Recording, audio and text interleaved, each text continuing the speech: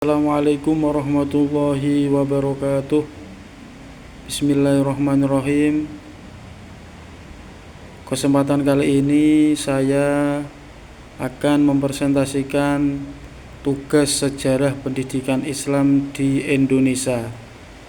Nama saya Ahmad Unwanun Badi, nomor NIM 31502300138, dengan dosen pengampu Bapak Muhammad Farhan, SPD M.Hum.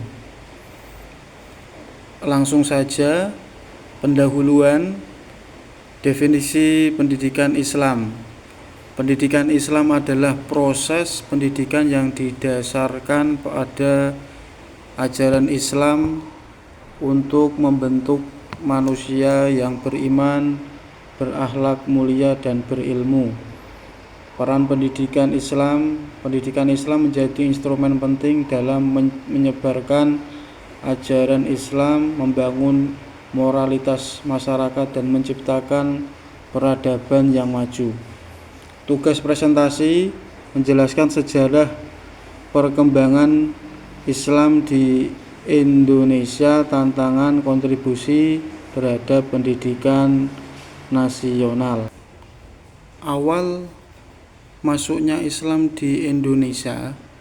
Islam pertama kali masuk Nusantara melalui jalur perdagangan dari Arab Gujarat dan Persia.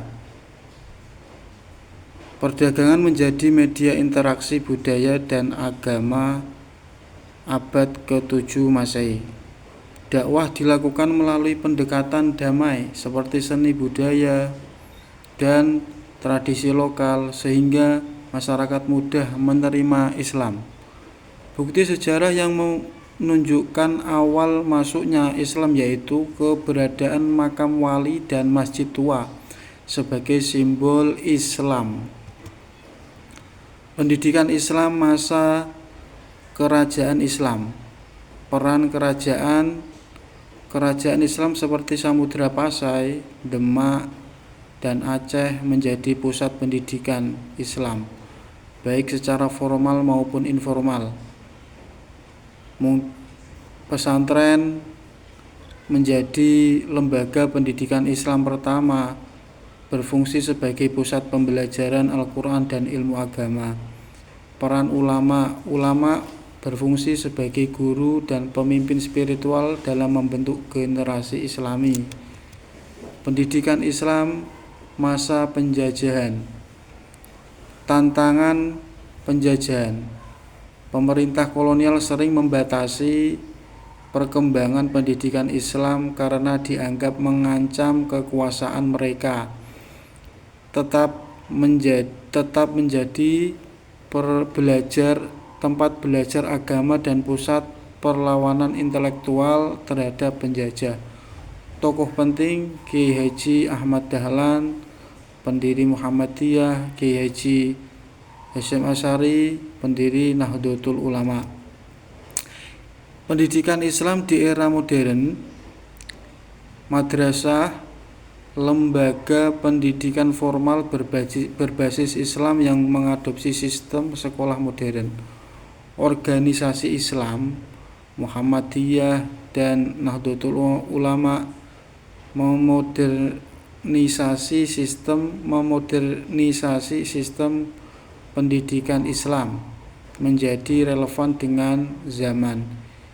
Integrasi ke sistem nasional. Pendidikan Islam mulai menjadi bagian dari sistem pendidikan nasional Indonesia. Perkembangan pasca kemerdekaan. Pengakuan dalam konstitusi. Pendidikan Islam diakui dalam UUD 1945 sebagai bagian dari hak setiap warga negara. Dualisme pendidikan formal, madrasah, non-formal, pesantren terus berjalan bergiliran. Tantangan modernisasi. Pendidikan Islam menghadapi tantangan globalisasi, terutama dalam integrasikan teknologi sains.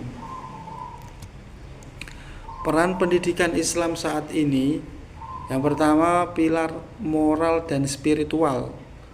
Pendidikan Islam menjadi pondasi pembentukan akhlak dan moral bangsa. Yang kedua, madrasah modern. Pesantren dan madrasah kini menggabungkan kurikulum agama dengan kurikulum umum. Pemanfaatan teknologi.